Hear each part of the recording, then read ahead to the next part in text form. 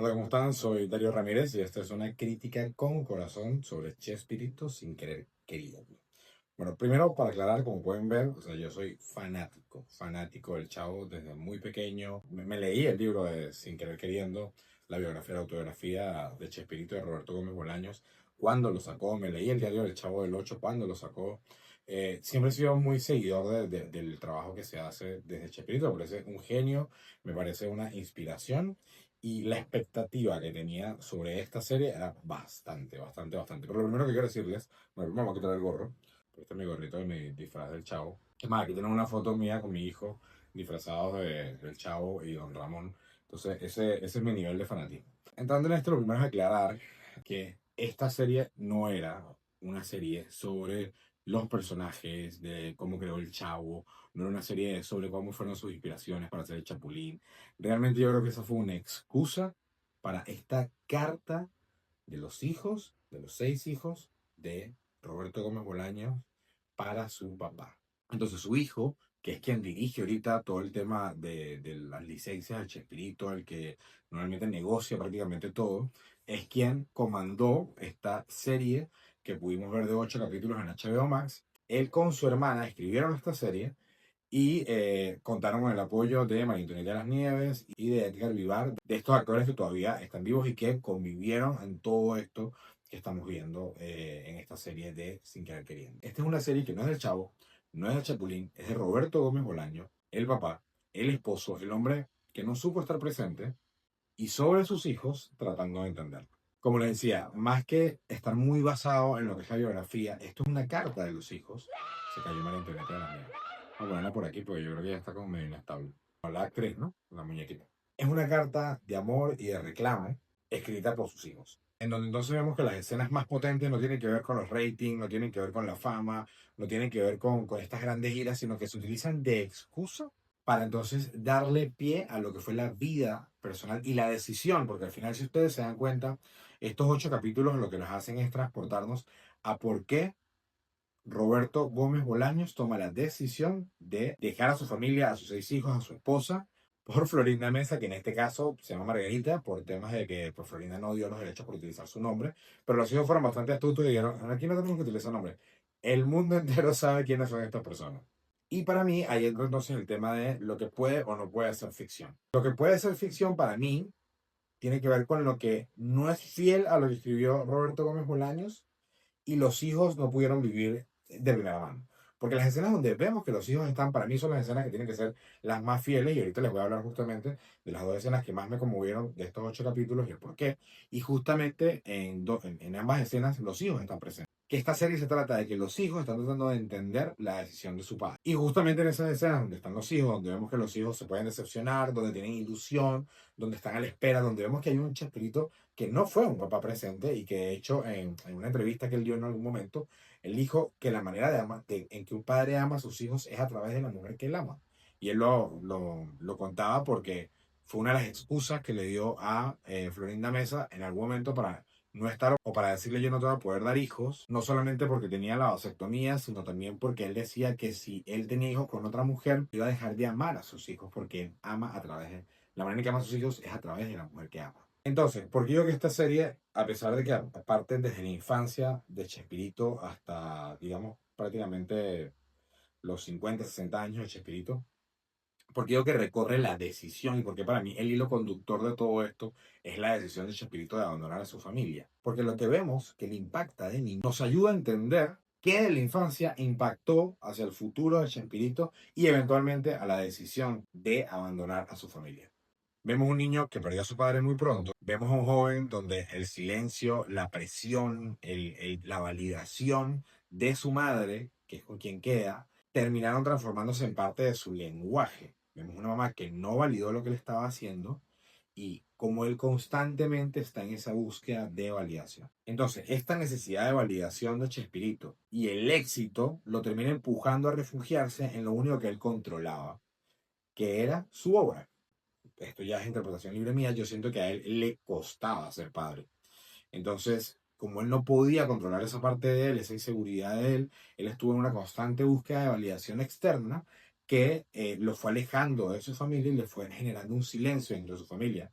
Porque para él, Él debía ser solamente como este gran proveedor y la mejor manera que podía hacerlo era haciendo algo que él amaba, que controlaba, que eran sus obras. Ahora, esto no justifica que la mayoría de sus decisiones en muchos momentos fueron tomadas desde el miedo. Y esas decisiones que se toman desde el miedo hieren. Y lo podemos ver perfectamente, no solamente en Graciela, sino que al entender que quienes escriben toda esta serie son los hijos. En el monólogo final, él dice una frase que a mí me impactó mucho, eh, porque él dice, yo no quiero fallarle a más nadie.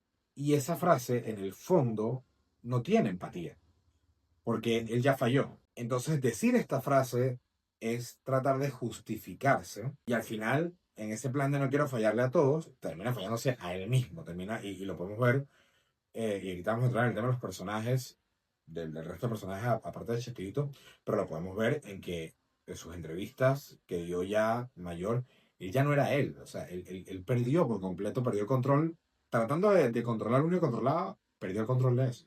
Entonces, los personajes que los rodearon, voy a ir con los que digamos, más me llamaron la atención. Esta serie no nos da la oportunidad de conocer realmente al resto de los personajes. Los personajes son muy planos. O sea, esta serie se basa en Chespirito y yo siento que le faltó incluso un poco más de profundidad a Chespirito, porque bueno, nos dan 8 capítulos para poder conocerlo, pero siento que pudo haber muchísimo más en todas estas diatribas en las que él se fue enfrentando en su camino. Pero bueno, la cuestión es que el resto de personajes, y voy a ir, digamos, de quienes más nos pudieron hablar o quienes más pudimos ver, para a los que pudimos ver muchísimo menos. Lo primero, pues Graciela, digamos que es la protagonista de esta serie, obviamente porque sus hijos aman a su madre, fueron criados por su madre, fueron acompañados por ella y ellos acompañaron su dolor. Y el hijo de Roberto Gómez Bolaños dice que su mamá estuvo enamorada de Chespirito hasta el último día de su vida y que ella le perdonó todo lo que pasó y que bueno, que ellos tuvieron una buena comunicación. Graciela es un personaje que nos permite entender el rol de la mujer en los 70 80. Yo he escuchado a algunas personas decir, oye, pero es que Graciela se dejó robar el mandado. Si Graciela era costurera porque no era la jefa de vestuario de Chespirito y estaba metida ahí vigilándolo a ella, porque igual ella tenía niñeras, etcétera. Y al final estamos haciendo un análisis en el 2025. Las mujeres en los años 70 80 era muy difícil poder salir de allí. Y me podrían decir, bueno, ahí estaba María Antonieta de las Nieves y ahí estaba Florinda Mesa. María Antonieta de las Nieves era muy joven cuando empezó en esto como actriz y Florinda Mesa, pues la misma serie nos demuestra que la estructura de ella no era la estructura de una mujer tradicional. Entonces, yo siento que poder juzgar a Graciela desde la perspectiva nuestra actual, pues termina siendo un poco injusto porque al final de cuentas su rol en los 60, en los 70, era pues básicamente estar en la casa y criar a los hijos. Y lo vemos además en un Chespirito que ha dicho, que decía abiertamente que pues la madre era quien realmente amaba a los hijos y estaba presente para los hijos. Florinda Mesa o Margarita, hay algo aquí que es muy real y le está cayendo un montón de odio. Esto, y además es como que esto no es algo que es nuevo. En los 90 le cayó muchísimo odio, pero no existían las redes sociales. Y digamos, desde que existen las redes sociales, el Chavo no era más que una referencia de un programa que se transmitía en toda Latinoamérica, pero no había mucha más profundidad sobre eso. Desde que se empezó a hablar de la serie, fue que empezó a haber más material en las redes con lo que estaba detrás de cámaras.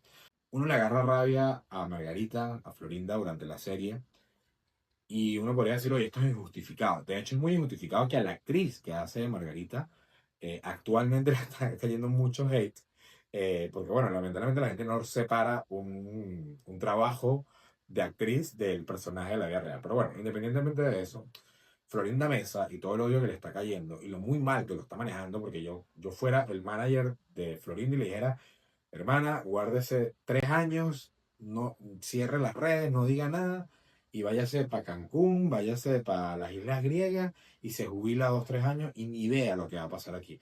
Porque es obvio que esta serie no le iba a pintar bien. La están escribiendo 6 personas a los que ella llamó defectos. Entonces, obviamente no te iban a pintar bien. Pero Florinda, más que ser detestable por lo que está pasando en la serie, si ustedes se ponen a ver, y lo han visto en redes, todos los comentarios, digo, todas las entrevistas que daba Florinda Mesa o las entrevistas que daba Florinda con Chespirito, te hace odiarla. O sea, es evidente que Chespirito no podía ni hablar, que todo lo tenía que decir y decidir ella. Ella habló mal de Ramón Valdés, habló mal de Carlos Villagrán. De los únicos que no habló mal, de María Antonieta de las Nieves también en su momento habló mal, fue Rubén Aguirre y Edgar Vivar. y Angelina Fernández, también por ahí hay un par de perlitas por ahí. Florinda es detestable, o sea, ella sola se ha ganado el odio que tiene hoy en día de la mayoría de la gente y es muy evidente que ella tiene una gran responsabilidad en haber destrozado lo que fue el legado de Chespirito. Esto no le quita ninguna responsabilidad a Chespirito. Chespirito tomó decisiones muy personales y ambos son culpables de esto, pero digo, Florinda es un personaje dentro de esta historia ficticia y real que es muy fácil de detestar. Luego tenemos a Carlos Villagrán, es una realidad que lo pintan demasiado plano y es como un villano de caricatura durante toda la serie, pero también hay otra cosa. Carlos Villagrán sí es una persona muy egocentrista y lo podemos ver al sol de hoy en las entrevistas, él sigue manteniendo que prácticamente Chespirito no tenía nada que ver con lo que estaba pasando allí. Él hace un análisis que es muy válido, que habla de Ramón Valdés y dice que era el corazón de la serie, porque Ramón Valdés era el papá de la Chilindrina, era el que peleaba con Kiko, a quien doña Florinda cacheteaba, era el amor de la mujer 71, era como un padre sustituto para el Chavo, era el que debía la renta, o sea, era como la justificación de prácticamente todos los personajes. Y que si tú lo quitabas, la serie se acababa. Pero hay una cosa que sí tiene que ver mucho con la interpretación que hizo Ramón Valdés, pero también tiene que ver mucho con los guiones de Chespirito. Los chistes que hacía Ramón Valdés eran con los guiones de Chespirito, los hacía de manera magistral, pero Chespirito como escritor interpretaba muy bien a quién era Ramón Valdés y le escribió un personaje que era muy él. Pero si tú no tienes esa capacidad de interpretación, de saber qué chiste le queda bien a Ramón Valdés, no hubiese tenido éxito la serie. Y ahí voy al otro punto con Carlos Villagrán. Carlos Villagrán demostró en el tiempo que su decisión tampoco fue buena. El irse a tratar de hacer otros programas nunca logró replicar el éxito de los programas anteriores que tuvo. Y yo soy de Venezuela y yo pude ver Federico, yo pude ver Kiko Botones, y fueron series que eran chéveres, pero Federico era una copia del Chavo estilo venezolano. Y Kiko Botones, que fue, yo creo, de lo que más se arriesgó a hacer algo fuera de la caja. Carlos Villarán también tenía demasiado de Kiko. Y al final le diste la razón al Chavo en que tú no pudiste hacer algo distinto a lo que allí vemos. Entonces, a pesar de que es un personaje muy, muy plano, Chespirito, digo, Carlos Villarán sí se fue por su ego. O sea, eso es una realidad. No sé si las discusiones fueron tan pedantes como las que se plantean allí. Según lo que hablaba el mismo Chespirito y según lo poco que ha dado a conocer o a mostrar Carlos Villarán, no parecieran haber sido tan pedantes. Pero los hijos dicen que Chespirito suavizaba mucho las cosas cuando no le gustaba pelear. María Antonieta de las Nieves es un caso muy bonito de la serie porque María Antonieta acompañó a la actriz que está haciendo a la Chilindrina, que está haciendo ella misma, y fue un caso muy lindo. Y ahí vemos a María Antonieta, vemos un caminar muy distinto al de Kiko, al de Carlos Villagrán. Ella sanó, ella peleó legalmente, ella aprovechó una situación para poder tomar los derechos de la Chilindrina, pero al final ahí está. Y incluso en la serie animada ella no quiso dar los derechos. Pero ha ido, digamos, como con la edad, entendiendo lo que es el legado y pudo participar de parte de esto de manera muy astuta, además, porque si no participabas era muy probable que no iban a hablar muy bien de ti. Si tú estabas ahí, estabas dispuesta a defender las cosas, creo que eso ayudó mucho a María Antonieta de las Nieves. Rubén Aguirre y Edgar Vivar en la serie, como digo, nos dan muy, muy poquita ventana a poder verlo, pero lo que nos dejaron ver es que eran amigos incondicionales y eso también lo vemos en cómo ellos envejecieron. Ellos siempre han defendido a Chespirito, siempre han defendido un poco la situación de lo que pasó y son unos amigos incondicionales de él. Y bueno, al final, mi personaje favorito, Ramón Valdés. Ramón Valdés nos dejan ver un poquitito de él en el episodio 8 y de la decisión de irse. Y yo creo que es la persona más humana dentro de todo el elenco.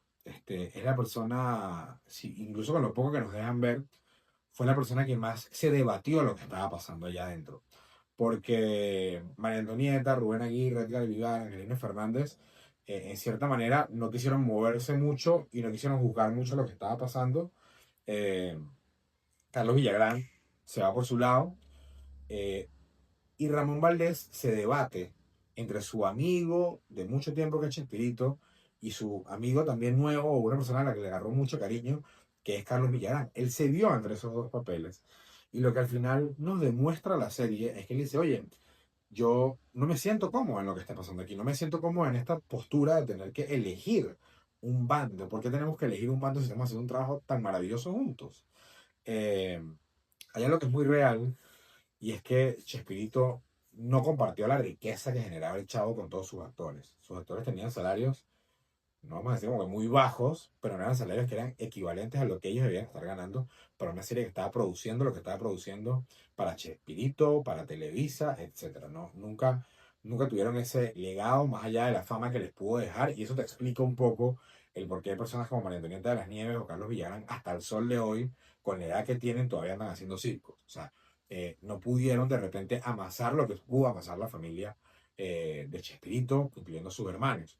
Entonces, Ramón Valdés transmitía que él no hacía esto prácticamente ni por el dinero ni nada, o sea, que le gustaba disfrutar lo que esto le daba, pero que él quería era eso, disfrutar actuar, él disfrutaba poder actuar, y él dejó de sentir eso con Chespirito, dejó de sentir eso dentro del elenco, y él le dice, me siento horrible, cabrón, cuando, bueno, es una frase que ponen en la película, en la serie, perdón, pero que puedes entenderla perfectamente que la pudo haber dicho, de tomar una decisión como la que tomó, porque más allá de eso, el salario que le estaban ofreciendo en Venezuela, en Argentina, incluso cuando volvió, creo que a actuar en México, cuando, bueno, no fue a Argentina, nada más fue a Venezuela y en México con Carlos Villagrán, fueron salarios mucho mejores que los que él ganó trabajando con Chespirito. Y en un punto él vuelve con Chespirito también, y tú puedes ver que era un personaje, era una persona que estaba realmente tratando de hacerlo mejor. Y hoy en día, por cierto, les recomiendo en TikTok, en YouTube, está el nieto de Ramón Valdés, un streamer, y él hizo reacciones a todos los capítulos, a todos los episodios,